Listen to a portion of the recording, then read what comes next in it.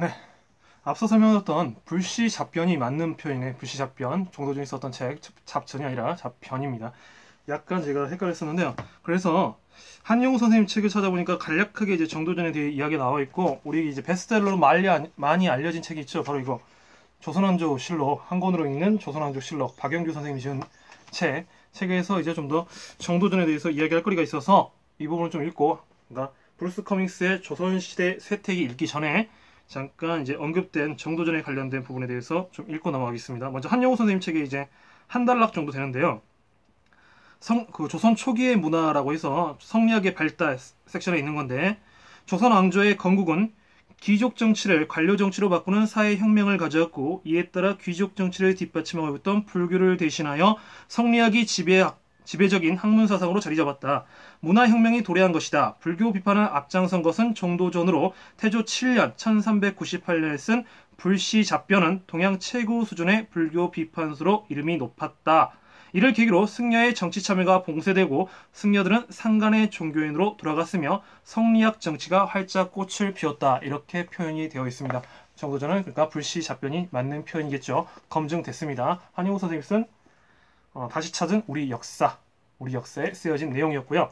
이제 한 권으로 읽는 조선왕조실록에는 이제 정도전을 어떻게 다뤘는지 간략하게 이제 소개된 대문이 있는데, 그 부분을 읽고 우리 본격적인 브루스 커밍스의 한국 현대사를 계속해서 읽도록 하겠습니다. 조선왕조실록에 있는 조선 개국을 이끈 사람들의 편에 있는 41페이지 역성혁명론을 실천한 풍운하 정도전에서 섹션이 다뤄져 있습니다. 이 부분에 대해서 한번 읽고 넘어가겠습니다. 조선의 개국은 역성혁명론의 결정체였으며 이러한 논리를 고려 왕조에 대입한 사람이 바로 정도전이었다.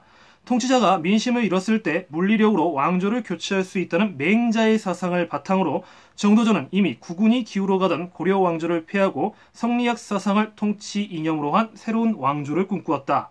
정도전은 고려 말에 개혁을 꿈꾸던 일군의 성리학자들이 명망 있는 가문 출신인 것과는 대조적으로 보잘것없는 집안에서 태어났다. 그의 고조부 정공민은 고을의 아정격인 호장으로 있었으며 대대로 미미한 벼슬을 유지해 오다가 아버지 정운경에 이르러서 비로소 직제학이라는 중앙관리로 진출할 수 있었다.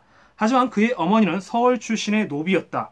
이런 출신 배경은 정도전의 출세에 엄청난 걸림돌로 적용했을 뿐만 아니라 동문수학했던 벗들로부터 따돌림을 받는 주된 원인이 되기도 했다. 그런 외톨박이 생활이 정도전으로 하여금 역성혁명을 꿈꿀 수밖에 없었던 이유로 작용했던 것이다. 그러니까 혁명을 이루고자 했던 정도전의 어린, 그러니까 태생적 한계가 분명하게 그 시대상에 있었다, 이런 말이죠.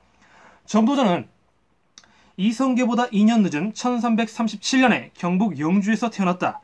아버지 정운경이 이색의 아버지 이곡과 친구였던 덕으로 이색 문화에서 글을 배울 수 있었으며 거기에서 정몽주, 이숭인 등과 교분을 가졌다. 24세가 되던 1360년 성균시에 합격하고 2년 후에는 진사시에 붙어 충주사록, 정교주부, 통례문지우 등을 역임하였다. 그 후 성균관의 박사로 있으면서 동갑내기인 정몽주 등과 함께 매일같이 명륜당에서 유학을 강론했으며 1371년에는 태상 박사에 임명되어 5년간 전선을 관장했다. 1375년 5왕 1년 권신, 이님, 경복흥 등의 친원 세력과 맞서다가 전라도 나주목에 유배되었으며 2년 뒤에 유배지에서 풀려난 뒤로는 낙향하여 4년간 칙거하다가 한양으로 가서 삼각산 밑에 초가를 짓고 호학을 가르쳤다. 하지만 주변 유학도들의 방해로 서재를 철거당하고 다시 김포로 이사했다. 이렇게 유랑 생활을 하던 정도전은 1383년 37년에 태어났으니까 83년이면 그로부터 한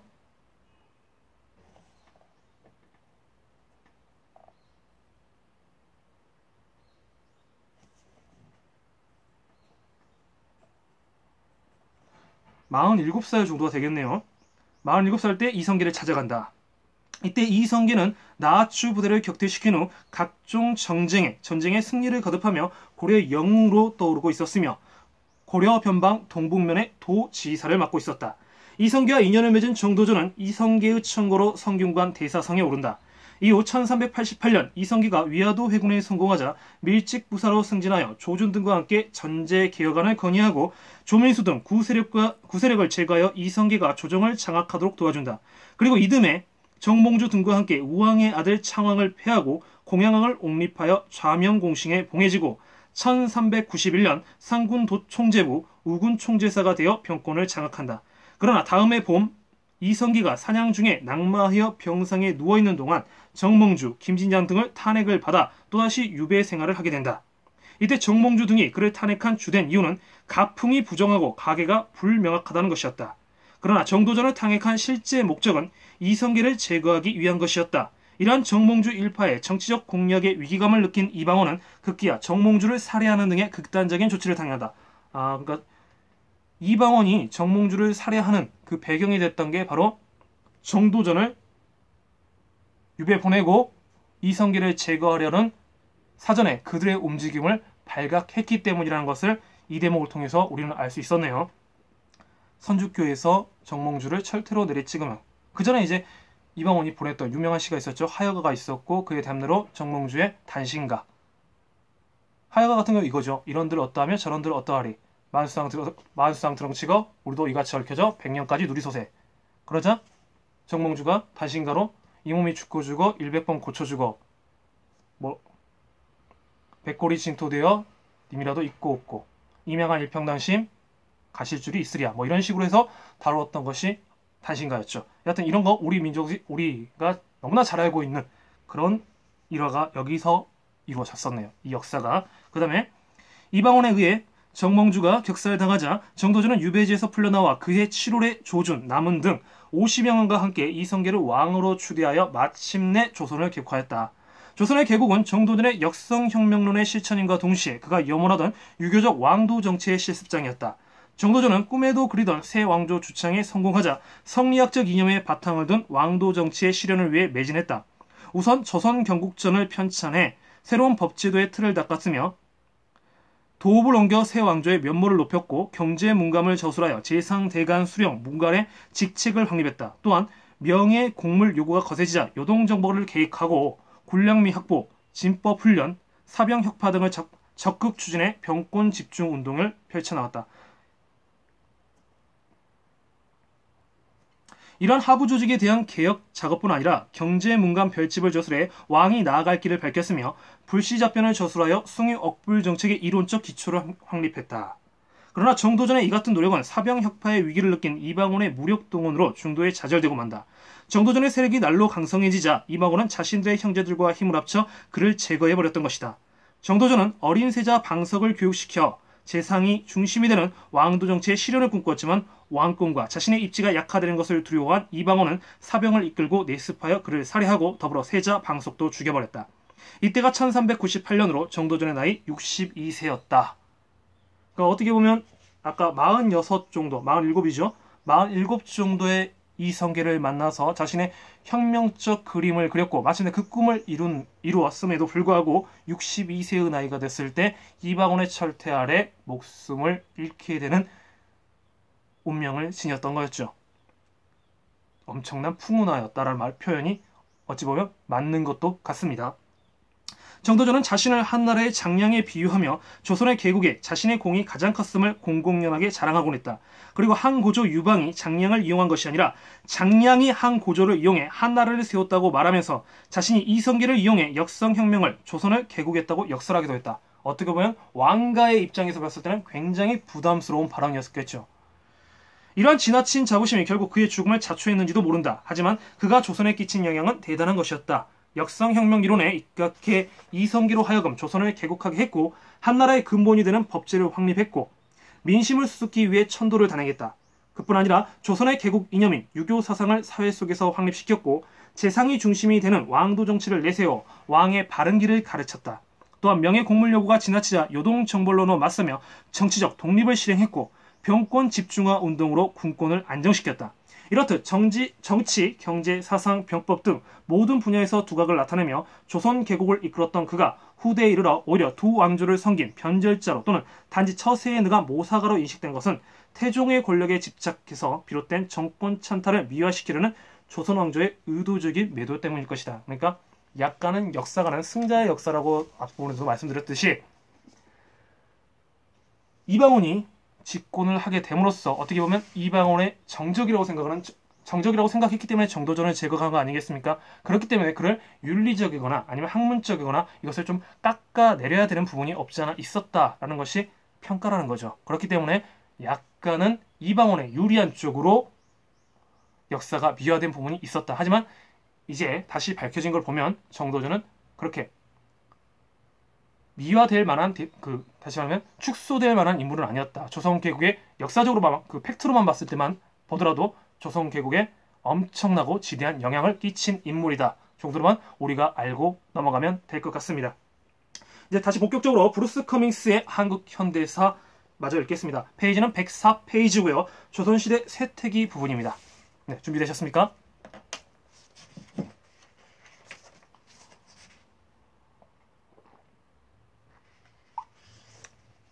아이고 또 이런 질문 하실 수 있으니까 잠깐 그 질문에 대한 답변 반복해서 합니다. 왜 현대사인데 조선시대 이야기가 나오냐 이렇게 또 질문하시는 분이 있을 수 있으니까요. 지금 저희는 브루스 커밍스의 한국 현대사라는 전체 책 중에서 1장 미신 부분에 대해서 읽고 있고요. 미신이 아니라 미덕 부분에 대해서 이제 한 4시간 3시간 넘어가니까 막 정신이 아브라브랍니다. 미덕 부분을 읽고 있고요. 그 미덕이라는 챕터에서 다루고 있는 것은 일반적인 한국인이 어떤 민족이고 어떻게 발전하였는가 서양인의 입장에서 한번 개괄적으로 살펴보자 취지로 마련된 장인 것 같고, 그 장에서 이제 고대사부터 지금 조선시대까지 살펴보는 그 일련의 과정 속에 있는 것입니다. 그래서 앞부분에 이제 조선의 성장, 조선의 만들어진 개국 과정, 그리고 조선이 어떤 곳이다 라는 이야기했기 때문에 이제 조선이 어떻게 망해가는지, 어떻게 멸망하게 되는지에 대해서 다루는 챕터를 읽고 있는 겁니다. 이제 그 부분으로 넘어간 겁니다. 이해되셨죠? 자, 그러면 다시 본격적으로, 발음도 꼬이네요. 본격적으로 조선시대 쇠퇴기 읽어보도록 하겠습니다. 16세기 초의 사화, 16세기 말 일본의 침략, 그리고 17세기 중반 만주의 침략 등이 복합적으로 작용하면서 조선은 심하게 세계해졌다. 이 말이 무슨 말이죠? 1592년에 임진왜란이 일어났고요. 그것이 바로 16세기의 일본 침략을 말하는 거고요. 그 다음에 1636년에 청이 들어옴으로써 병자호란을 겪게 되죠. 이게 바로 17세기 중반 만주의 침략이라고 지금 저자는 서술하고 있는 겁니다. 그리고 4번의 사화가 있었죠. 연산군 때가 2번 있었고, 그 다음에 있었는데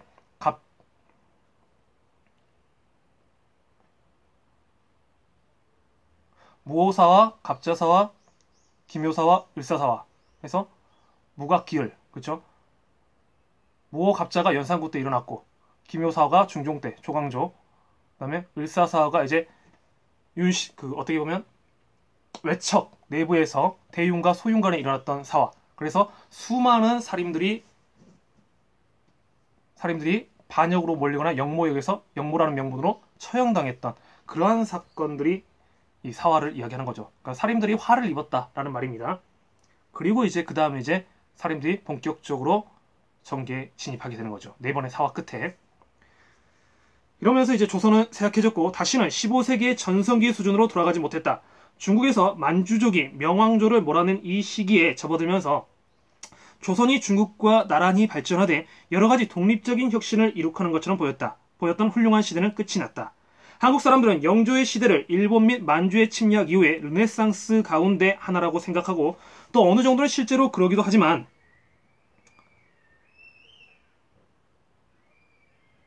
그렇죠. 영조의 정책은 관료들 사이에 당쟁을 축소시켰다. 이게 무슨 말이냐? 영조가 당시에 이조 전랑직을 추천해주는, 그러니까 살인들에 따면 벼슬은 높지 않으나 이제 어떻게 보면 고급 관료로 갈 수 있는 그 통로가 있었습니다. 거기서 이제 이조 전랑직 청거 문제를 다루는 것들이 있었는데요. 쉽게 말하면 좀 우리 당에서 유명한 사람들, 그러니까 어떻게 보면 능력 있는 젊은인들을 발굴해서 이 사람을 키워주겠다 이거거든요. 쉽게 말하면 그거예요. 근데 이 청거 문제를 과감하게 없애버립니다. 이것이 당론을 분열시킨다 이런 명분이죠. 그리고 수많은 사원들이 조선시대에 건립되는데요. 조선의 역사상 두 번의 서원 철폐가 있습니다. 하나가 바로 영조 때고요. 그 다음 나머지 하나가 흥선대원군 때인데요. 바로 영조 때 바로 서원 철폐. 그래서 어떻게 보면 지방 살인들의 근거지를 축소시킨 거죠. 그래서 중앙 집권적인 왕권 통치하도록 만들었다. 이런 말을 지금 너무나 짧게 지금 영조의 정책은 관료 사이에 당직을 축소했다. 이렇게 한 문장으로 요약해버리니까 좀 의미에 축약되는 부분이 없잖아 있습니다. 이런 맥락으로 읽으시면 됩니다. 영조가 그런 정책을 했었다라고 생각하시면 됩니다. 심지어 그때에도 시절은 흉흉했으니 전염병이 돌아 수십만의 사람들이 죽어갔고 굶주린 사람들이 시신을 먹는 광경도 흔했다. 무엇보다도 한국은 외세의 파괴적인 침략에 시달렸다. 최악의 침략은 도요토미 히데요시가 일본의 내란을 종식시키고 전국을 통일한 직후에 일어났다. 그러니까 이 말이 무슨 말이냐? 일본의 도요토미 히데요시가 막부 정권을 휘두르면서 굉장하게 이제 일본의 통일을 이룹니다. 하지만 아직까지 그 통일을 이룬 무사 집단들이 있을 것 아닙니까? 그 무사 집단들의 어떤 에너지나 힘들을 밖으로 돌림으로써 내세를 좀 안정시키고자 하는 정책을 하고자 했던 거죠. 그래서 처음에 했던 것이 우리는 명나라를 칠 것이다. 명나라를 통해서 세계의 대륙을 제패할 것이다. 라면서 조선에게 이렇게 말합니다. 너희들은 길만 좀 내달라. 그런데 조선의 입장에서 어떻습니까? 길을 내달라는 말은 결국 뭡니까? 일본과 하나 되어서 명을 치겠다는 말이 되거든요. 그러니까 그럴 수 없다. 이거죠. 그렇기 때문에 이제 그 기나긴 전쟁의 서막이 시작되는 것이죠. 이런 역사적 맥락이 있었다. 이 정도만 우리가 알고 가면 될 것 같습니다. 그는 1592년 5월 15만 8,700명에 달하는 병력을 부산에 상륙시키며 침략을 개시했으며 최종 목표는 중국을 자신의 휘하에 두는 것이었다. 이에 조선 조정은 통상적 피난처인 광화도로 가지 않고 압록강 연안으로 피했는데 이는 일반 백성들을 격분케 했고 노비들로 하여금 폭동을 일으키며 노비 문서를 불태우게 만들었다. 어떻게 보면 이것이 우리가 비판할 양반들의 정치일지도 모르겠다는 생각도 듭니다. 훗날을 대비하기 위해서 왕의 존엄한 분신은 잠시 왕의 존엄한 어떻게 말해야 됩니까? 몸은 보신을 해야 된다. 피해야 된다. 이것이 어떻게 보면 그 당시에 명분론이었을지도 모르겠지만 그렇게 됨으로써 백성들의 입장에서 생각했을 때는 어떻게 하겠습니까? 왕이 우리를 버렸다라고 생각하겠죠. 그래서 수많은 폭동들이 일어나게 되죠. 이제 일본 군대는 마음대로 반도를 횡진했다. 그런데 마침 아슬아슬한 때 이순신이라는 뛰어난 해군 장수가 나타나 한국 근해에서 일본 함대를 괴멸시켰다. 이순신 장군은 세계 최초의 장갑전하인 그 유명한 거북선을 자유자재로 지휘했다. 거북선은 상부를 철판으로 덮었고 중국의 정크선을 연상시키는 커다란 돛이 달렸으며 내부에서는 수십 명의 선원들이 긴 노를 저었고 대포는 구멍마다 불을 뿜어 일본인들을 근해 밖으로 날려보냈으며 선두에는 용머리가 달려 모든 사람들을 혼비백산케 했다. 첫 거북선은 이순신 장군이 만든 모형을 따라서 나대용이라는 기술자가 건조한 것이었다. 이 배는 거의 19.5m 길이에 선체 중앙의 폭이 4.5m, 양쪽 배전이 2.4m 높이였고 두툼한 나무판으로 덮여 있었다. 선체는 보호용 철판으로 덮여 있었는데 철판의 등 쪽에서는 길다란 철침이 박혀 있었다. 선두의 무시무시한 용머리는 안쪽에 4대의 포를 숨기고 있어서 화약과 철조각으로 만든 비격 진천내를 쏘기도 했고 보호용 연막을 치기도 했다. 종합해보면 거북선은 전사에 남는 중요한 발명이며 쇄국 정책이 나라를 봉쇄하기 전에 수세기 동안 한국이 얼마나 훌륭한 조선수를 보유하고 있었는지를 보여주는 증거이다. 이순신 장군 군사들의 일본 보급로 차단과 명나라 파견군의 지원 및 22,000의 의병 덕분에 유격항전 덕분에 일본은 부산 근처의 좁은 요새로 태극하지 않을 수 없었다. 이를 초기 부산 방어선이라고 하자. 일관성 없이 질질 끌기만 하던 단판이 결렬되자 도요토미는 1597년 두 번째 침공을 시도했다. 이번에는 한국과 명의 군대도 준비가 되어 있었다. 고작 12척의 전함을 가지고 전장으로 돌아온 이순신 장군은 해남군 화엄반도와 진도 사이의 명량해협에서 일본군에게 개멸적인 패배를 안겨줬다. 바로 여러분이 알고 있는 신에게는 12척의 배가 남아있습니다. 라는 그거죠. 12척의 배와 300여 척의 배, 일본 배의 싸움, 바로 명량해전이었죠. 구로시마의 300여 척의 배, 그리고 이순신의 12척의 배, 이 싸움. 재밌게 혹시 영화 보셨습니까? 그 영화를 보시면 이해가 훨씬 쉬우실 겁니다. 이순신 장군은 자신의 함대와 더불어 적군이 그 좁은 해협을 지나가기를 참을성 있게 기다렸다가 때가 되자 300척이 넘는 일본 배를 격파했다. 그러나 전투 와중에 장군은 어머니가 운명하였다는 것을 알게 되었다. 그는 하늘의 해가 어찌 이리 어둡단 말이냐라고 난중일기에 적었고, 곧이어 정복자 도요토미도 소문에 따르면 화병으로 세상을 떠나게 되었고, 그리하여 또 하나의 해가 저물었다. 일본군은 고향 섬들로 물러갔고 그 후 250년간 고립정책을 키우게 되었다. 그들은 물러가면서 한국과 중국 병사의 기 수만 개를 베어가지고 갔는데 그 코와 기는 오늘날까지도 교토에 묻혀 있다. 그렇죠.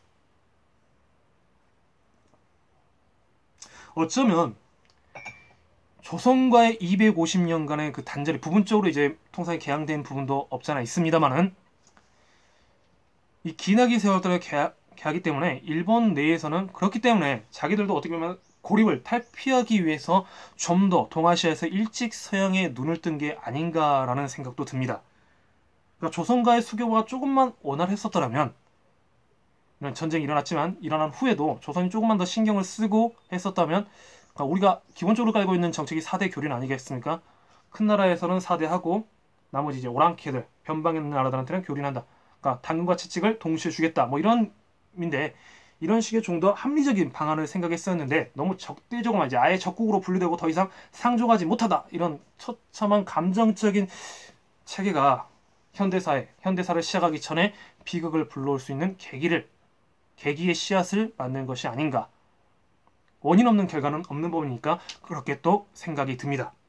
여튼간에요, 계속 읽으면요, 외란에서의 한국의 승리는 영국이 아일랜드를 정복한 시기와 거의 일치하는데, 아일랜드의 경우 장기적 종속과 끊임없는 분쟁을 초래하게 되었다.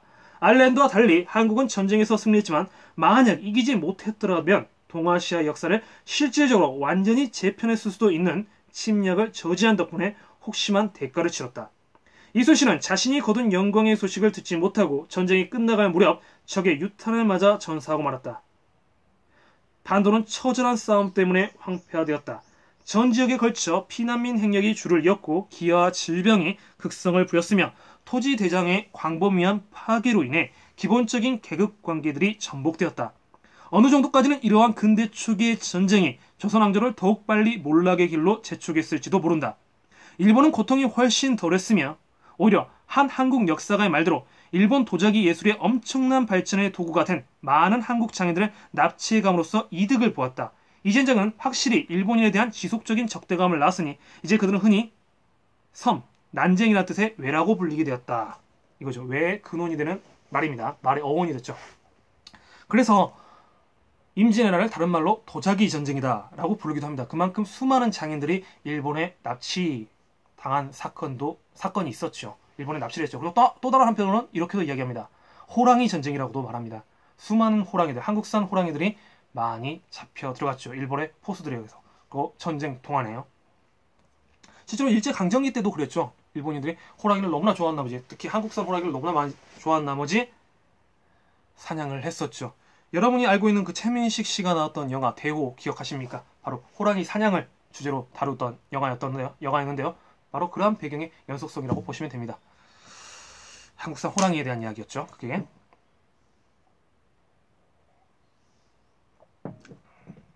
여튼간에요.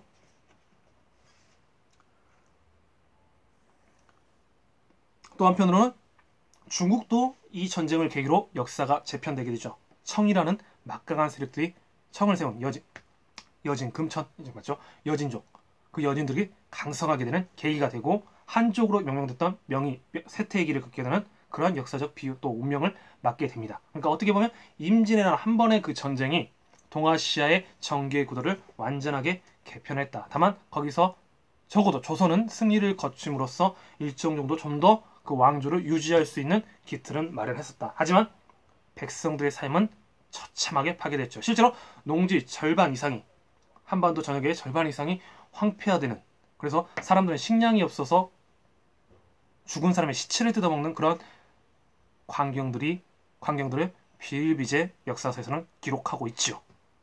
여하튼간에요. 하여튼간 이러한 전쟁, 한국이 전쟁에 피해서 피해에서 가까스로 회복하자마자 명왕조를 축출하기 위해 모든 전선에서 싸움을 벌이던 만주인들이 북쪽에서 한국을 침략해왔다.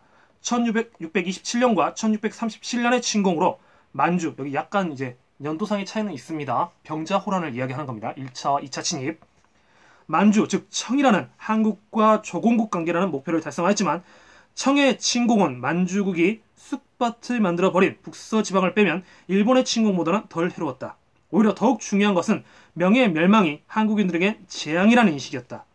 어떻게 보면 4대 정책에 대한 뿌리 깊은 그 근간이 흘리게 됨으로써 잠시나마 광해군이 집권했을 때는 중립 외교 정책을 피하면서 청과 명 사이에 어떤 저울질 외교를 했었지만 광해군을 몰아댄 서인 정권들은 효정을 왕으로 세우면서 북본론을 줄기차게 주장하게 되죠.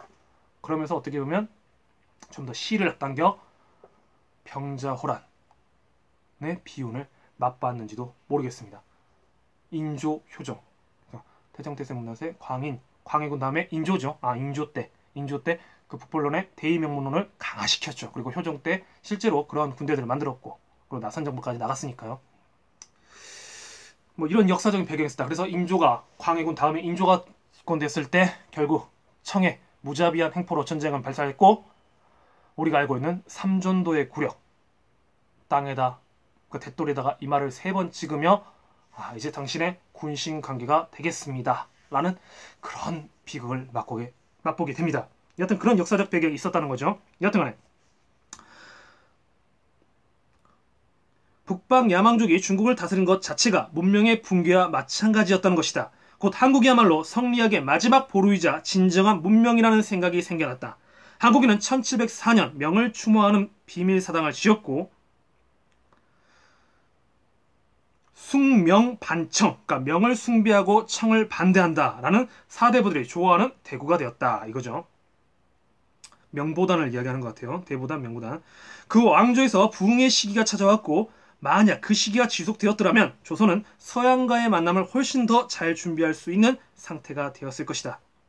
조선 후기 중흥기의 유교 사대부들은 철학이 사회의 실제적 문제 해결에 맞게 바뀌어야 한다고 주장하는 지식운동에 특히 고무되어 활기를 되찾았다. 이른바 이제 실학의 탄생이다라고 보면 됩니다. 그런데 여러분이 실학을 오해하는 게요. 실학이 완전히 성리학과 동떨어진 학문이 아닙니다. 성리학적 기본 가치를 보편적으로 수용하되 현실적인 개혁 가치를 이루어내자라는 게 실학이라는 맥락으로 읽어야지 성리학과 전혀 다른 독보적인 학문으로서의 실학이 탄생했다라고 읽는 것은 없잖아 무리가 있습니다. 이해되시죠? 보겠습니다. 실학은 실용적 학문으로 알려져 있는데 이 학문 운동으로는 유형원 같은 일을 포함했는데 그는 조그만 농촌 마을로 내려가 고전을 열심히 연구하며 그가 관찰한 사회 문제를 해결하는 개혁책들을 찾았다. 역사는 반복된다고 그랬죠? 무슨 말이냐? 이렇게 개혁적인 입장에 있는 사람들은 대부분 중앙정계에서는 약간 떨어져 나와서 사색하는 시간을 가졌습니다. 앞서 언급했던 정도전도 그렇지 않습니까? 잠시 중앙정계로부터 멀어져서 사색의 시간을 갖고 자신의 나름의 가진 계획을 구체적으로 집성할 수 있는 시간적 여유가 필요하다는 것이죠. 유영원이 대표적이었고 물론 정약용도 강진에서 수많은 책을 썼지만 정약용은 어떻게 보면 유배를 온 거였으니까 또 다른 의미가 있겠죠. 여하튼요. 계속해서 보겠습니다. 그는 조선의 정치 및 사회의 거의 모든 제도적 부분에 대한 철저하고 세세한 비판과 체제를 되살릴 구체적인 개혁 방안을 발전시켰다. 어째서 학문이 실용적이 될 필요가 있었는가? 부분적으로 이전 세기들의 조선 성리학이 올라간 고질한 숭고한 만큼이나 불모의 땅이었기 때문이다. 이게 뭔 말일까? 너무나 숭고하고 고귀하기 때문에 현실의 밑바닥에서 그 진흙탕 싸움과는 어울리지 않았다. 그래서 접근조차 할 수 없었다. 그래서 고상한 말만 뭐 하고 있으면 피부로 백성들은 굶어 죽고 있고 시체를 뜯어먹고 있고 막 이런 상황인데 전혀 도움이 되지 않는다. 이것이죠. 여기서부터 그러니까 문제의 원인을 출발하는 겁니다. 밑에서부터의 문제의 원인을. 그래서 실용적인 학문, 실학의 등장이 됐다는 것이죠. 태계 이황 후대에 중국의 성리학 창시자 이름을 따라 한국의 주위로 알려졌으며 서울 시내에 그의 아우를 딴 거리가 있다. 이황의 저작을 본다면 한국의 형이사학을 실로 동아시아의 여타 지역에서 필적한 상대가 없었다. 그래서 앞서 우리가 임진왜란 이야기를 했지 않겠습니까? 이 임진왜란 때요. 도자기 장인들만 데려간 게 아닙니다. 바로 이황의 그 엄청난 서적들도 엄청나게 일본들이 가지고 갑니다. 그래서 후에 일본의 문화를 꽃피울 수 있는 사상적 토대를 이항의 성리학에서 많이 가져옵니다. 많이 전달됐다는 것이죠. 그만큼 이항은 동아시아에서 어쩌보면 동아시아가 좀 더 서양보다 간거렸다면 우리가 알고 있는 플라톤이라든가 아리스토텔레스와 견줄 만한 사상가로 평가받을 수 있는데 우리는 아무래도 근대화를 좀 더 늦게 이룬 바람에 이들의 업적에 대해서 그 서양의 그 유명한 철학자만큼 비유를 사실상 못하고 있는지도 모르겠습니다. 하지만 분명한 건 그들과 견줄 바 없이 훌륭한 사상가가 우리나라 한국에는 있었다. 그분이 바로 태계 이황이었다. 아시죠? 한국의 성리학자들은 어떤 중국 학자와도 동등히 겨룰 만한 실력이 있었지만 그들은 우주를 형성하는 요소가 물질적인 것, 기냐, 정신적인 것, 이냐, 아니면 둘 다냐를 따지는 사변적인 이상학적인 수련에 경쟁을 벌이는데 골몰했다. 그러자 서로 경쟁적인 두 학설 중 어느 쪽을 택하는가는 각 학파 창시자의 박학을 따르는 수밖에 없었으니 결국 이 문제는 자신이 어느 학파에 속해 있느냐에 따라서 판단되는 경향이 있었다. 태계는 이를 선호한 반면 그와 똑같이 유명한 동시대학자인 율곡은 기를 선호했다. 10만 양병설을 주장했던 사람은 따라서 어떻게 보면 사물, 물질적인 것을 강조했던 이가 되는 게 맞겠죠. 어찌 보면 치세에 좀 더 관심을 가져서. 그러니까 이가 먼저냐, 기가 먼저냐 이걸 가지고 이제 그들 간에 내분이 일어난다는 것이죠. 사실상 지금 와서 생각해보면 좀 그런 것도 있습니다. 여러분 걸리버 이야기 혹시 기억나십니까? 걸리버 이야기 갔을 때 소인국에서 싸움이 벌어지죠. 이건 풍자를 했던 부분 중에 하나인데 바로 이거죠. 계란을 조그만 것에부터 깨느냐 아니면 넓은 부분을 깨느냐 이걸 가지고 이제 몇십 년간 싸움을 하는 그 장면으로 작가는 풍자를 하는데요. 우리가 이가 중요하냐 기가 중요하냐 싸우는 이유는 그 본질적인 것은 무엇이겠습니까? 국정을 잘 다스리고 백성의 삶을 안정시켜준다는 데에서 생각을 해야 되는데 어찌되다 보니까 이 싸움이 길어지니까 애초의 목적인 국정을 잘 다스리고 백성을 안정시킨다는 의미보다는 자신들의 그냥 주장만 계속하면서 싸움을 하는 것이죠. 어찌 보면 걸리버 이야기가 나왔던 그 소인국 이야기와 일부 상통하는 부분이 있지 않나 이런 생각도 저는 없지 않아 듭니다. 지금도 좀 그런 면이 있지 않을까 이런 생각도 조심스럽게 하면서요. 계속 읽겠습니다. 자신의 학설을 완성할 때쯤 되어서 이 재능 있는 이념론자들은 사람들에게 그들이 완전히 혼자서 우주를 창조했다는 것을 믿게 할 수 있을 정도가 되었다. 그러므로 실학은 하나의 해독제요 현실에 대한 의지였으며 비유하자면 수십 년간 마오주의자들에 의해 학문의 외피를 쓴 난센스의 폐회를 끼치고 난 후 1970년대 말 덩샤오핑이 내세운 실사구시의 부러지즘과 비슷하다. 그러니까 현실적인 거 너무 고급적이고 우주에 붕 떠 있어서 만져질 수도 없는 그런 이야기 하지 말고 지금 굶어 죽는 사람들에 대해서 어떻게 하는 게 좀 더 현명할 것인가, 좀 더 이들의 성을 짓는데 좀 더 편안하기 위해서 무엇을 연구해야 될 것인가, 과학, 기술 이것들에 좀 더 집중하는 것이 필요하지 않겠냐 이거지만 문제는 이들이 중앙 권력을 잡지 못한다는 데 비극이 있는 겁니다. 언제나 편방의 지식이었죠. 여전히 기득권은 이가 중요하냐 기가 중요하냐를 주고 싸우고 있는 세력들이었다는 것이 조금은 안타깝기도 합니다. 탁상공론으로 변형된 유학이 조선시대 내내 우수한 지리를 점하게 되면서 엘리트층 사이의 시시한 언쟁은 특히 볼썽사나운 것이 되었다. 당대를 군림하던 교인은 학자 관리들에게 건조한 학풍과 완고한 정통을 고집하는 데에 대한 대가로 포상을 했다.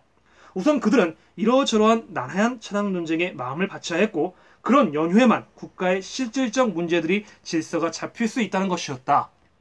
그러니까 선순위와 후순위의 문제인데 일단은 이와 기에 대해서 정확하게 얘기가 끝나야 뒤에 경제는 우리 국가 안정은 저절로 될 것이다 라고 믿었다는 것이죠. 뭐 이렇게 일소해서 말할 수는 없겠지만 여기에 대해서 이제 전문적인 식견이나 뭐 이런 것이 좀 더 들어가야겠지만 우리는 그냥 이 책, 브루스 커밍스의 이 책으로서만 그냥 맥락을 추정하면 될 것 같다는 생각이 듭니다. 이러한 사고방식 때문에 15세기 중반부터 시작되어 100년간 이상 지속된 사활화 알려진 일련의 정치적 동요는 악화일로로 치달아 결국 왕조가 끝날 때까지 세습적인 당파 싸움으로 이었다. 사림들의 화인데 그러니까 앞부분 말했던 이 사화라는 표현을 이제 좀 더 국어에서 이제 한국사에서는 좀 더 이제 구분해서 쓰는데요. 그러니까 훈구파와 사리파의 대략을 이제 사화라고 부르는 거고, 이제 어떻게 보면 이제 붕당 간의 당파 싸움에서 살인들 네 분 간의 당파 싸움을 이제 사화라고 표현하지 않는데, 일단 이걸 통 묶으려서 브루스 커민스는 그냥 사화라고 말했던 것 같습니다. 살인들의 화, 이 정도로 그냥 간단하게 생각해서 이 부분에 대해서는 좀 더 구체적으로 좀 분류를 해줄 필요가 있을 것 같다는 생각이 들어요. 하지만 넘어가겠습니다. 당쟁에서 패배한 쪽은 그들의 영향을 뿌리 뽑기로 작정한 승리자 쪽에서 자신들의 사람들과 재산, 가족, 심지어 무덤까지도 손상할 수 있다는 것을 알았다. 갈등은 통상 정치 권력 때문에 일어난 것이었음에도 불구하고 이러한 위협은 언제나 드넓은 도덕성의 이름으로 자행되었다. 이게 보면 어떻게 보면 철학의 한 문제일지도 모른대요. 그러니까 대부분 대의 명분은 도덕성에 기인합니다. 그래야 많은 사람의 지지층을 이끌어낼 수 있으니까요. 하지만 그 근본에는 뭐가 있다? 통상적인 정치 권력의 이욕이 있다라는 것을 생각해 봐야 된다는 것이죠. 그러니까 도덕적 대의 명분으로만 판단해서 세상을 인식하는 것보다는 그 도덕적 대의 명분을 내세우는 주체가 무엇인가, 누구인가, 그리고 그 주체가 지금까지 이끌어왔던 내용은 무엇인가를 생각해 봐야 된다는 것이죠. 한 대표가 기한을 했습니다. 국민의 행복이라는 말로 우리들에게 다가왔지요.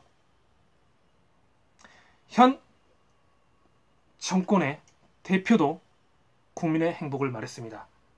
둘 다 똑같은 말이고 둘 다 똑같은 대의 명분을 가지고 있었습니다.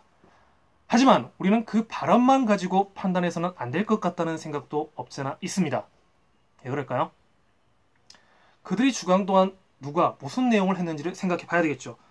여기서도 우리 역사에서도 배우지 않습니까?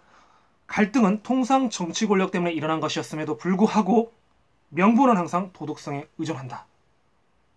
그러면 반대로 생각하면 그 명분을 보지 말고, 명분의 도덕성에 기인한 것만 보지 말고 그 속에 있는 통상의 권력 갈등이 어떤 이익집단 또는 어떤 이해 집단으로 구성되어 있는가도 살펴봐야 된다는 것이죠. 그것이 바로 이면을 파헤칠 수 있는 통찰력이 아닐까 싶기도 합니다.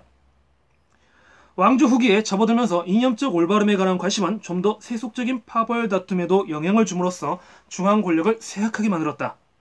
이 점을 털어놓은 연후에 우리는 조선시대의 그 완고한 사람들보다 더 높은 학식과 더 훌륭한 도덕적 몸가짐 또는 더 정교하게 연마된 성실성을 갖춘 사람들을 배출한 문명은 거의 없다고 말할 수 있다. 게일이 말한 대로 그들에 대해 연구하면 할수록 나는 최초의 정초자들, 즉 위대한 영혼의 사제들이 지니고 있던 진지함과 자기부정, 겸손, 지혜, 헌신 등을 더욱 존경하게 된다. 그들은 도덕적 기감이 되어야 한다는 존경스러운 원칙을 몸소 실천했으며 그들이 던진 겸손의 그림자는 우리 시대까지도 전수되고 있다. 성리학적 사고는 지금도 북한의 주체 사상에서 볼 수 있듯이 이념의 힘에 대한 한국인의 두드러진 관심을 예증한다. 이런 사고는 올바른 행위를 하려면 생각부터 바로 잡아야 한다고 가정하며 심지어 사상이 인간의 현실을 규정한다고 주장하여 막스주의의 이단을 저지르는 지경까지 나아갔다. 16세기 말 될 때까지 통치 엘리트층은 자기 이데올로기를 너무나 동질화했으므로 이단론자들은 거의 남지 않게 되었다. 모든 사람이 하나의 이념 아래 뭉쳐있는 셈이었다. 그 하나의 이념은 단일한 통일체라고 생각되는 하나의 세계, 중국 황제와 한국의 임금이 하늘과 결합해 있으며 지상의 인간, 동물, 지상의 자연이 선언적인 조화를 이루는 세계였다. 성리학자들은 우주를 단일한 유기적 전체, 즉 그 인간과 그 밖의 모든 피조물이 조화롭게 통일되어 있는 살아있는 물리적 연속체라고 보았다. 인간이 동물과 구별되는 것은 인간이 가진 자기 발전과 자기 완성의 능력이었다. 율곡은 인간을 가리켜 동물과 달리 완전하다고 했으며 성인을 가리켜 오랜 자기 수련 끝에 완벽하게 완전해진 사람이라고 칭했다. 진정한 인간 유기체는 정신과 육체를 혼합한 것이다. 가장 심오한 형태의 지식은 이성과 감정을 통합한 것이기에 한국인들은 생각하는 것에 대해 말하면서 심장을 따죠. 심이라는 낱말을 쓰며 자기 가슴을 가리킨다. 실학자들도 이러한 형 이상학적인 환원고리에서 그다지 멀리 벗어나 있진 않았지만 그들은 현실 세계의 문제와 인간의 고통에 관심을 가졌다. 그들은 관직에서 쫓겨나거나 지위가 실추되는 사람들 또는 중인, 중인처럼 사회적 제약을 받는 집단에 속한 사람들이었다. 다산 정약용은 그 시대의 가장 뛰어난 지식인이라고 생각되며 행정과 정의, 정치 구조에 대한 생각을 담은 저작을 여러 편 남겼다. 그는 토지개혁에 관한 독창적이고 급진적인 생각을 발전시켰다.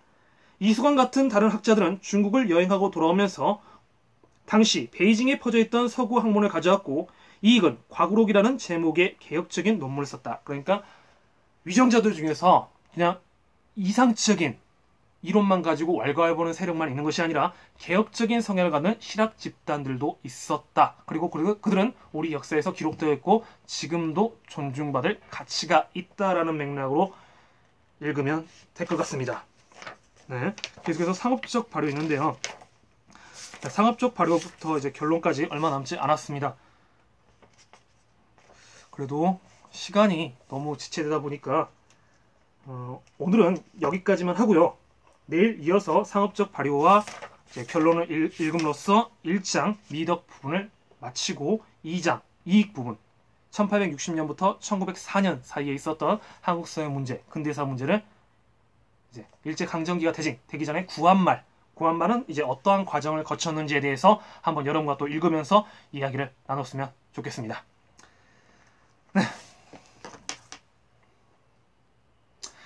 네, 오늘 방송 어떠셨습니까? 목이 많이 갔는데요. 버벅거리고 부족하고 언제나 역사를 잘 아시는 분이라면 굳이 이 방송을 통해서 새로운 정보를 얻는다 이런 가치는 없을 것입니다. 하지만 우리가 또 알고 있기 때문에 좀 더 많은 것을 또 공유할 수 있지 않겠습니까? 아시는 분은 또 아시는 대로, 모르시는 분은 또 모르시는 대로 들으면서 지금 우리가 어떻게 남들 눈에 인식되고 있는지, 그리고 우리가 모르고 있던 역사는 또 무엇이었는지, 그리고 결국 이것이 우리의 뿌리찾기 과정이 하나 아니겠습니까? 여러분이 생각하는 독서의 개념도 여러 가지가 있겠지만 저는 적어도 독서라는 것은 그 기반에는 항상 철학과 역사가 있어야 된다고 생각합니다. 왜냐하면 그 역사 철학이 기반이 됐을 때 사람은 무엇이 생기냐면 기준이 생기기 때문입니다. 그 기준에 따라서 옳다, 그르다를 구분할 수 있는데 요즘 들어서 그 기준을 저해할 수 있는 여러 가지 요소들이 혼합해 있는 것 같습니다. 따라서 세상이 흔들리고 어지러울 때는 가장 기본적인 것으로 돌아가는 것이 저는 정답이라고 생각합니다. 기본을 다시 끊임없이 수행하고 다시 앞으로 한 발 내걷는 것. 지금 우리가 혼탁하다고 느껴지는 것은 바로 그 기준의 가치 상실이 있지 않기 때문일까 라는 생각합니다. 다시 기본으로 돌아가기 위해서 책을 읽을 필요도 있을 것 같습니다. 일신 우일신 날마다 새로워라. 그리고 소의 걸음이 결국 천리를 가듯 우보천리하는 마음으로 늘 방송 준비하고 또 열심히 책 읽어 나가겠습니다. 오늘 끝까지 시청해주신 여러분 감사합니다.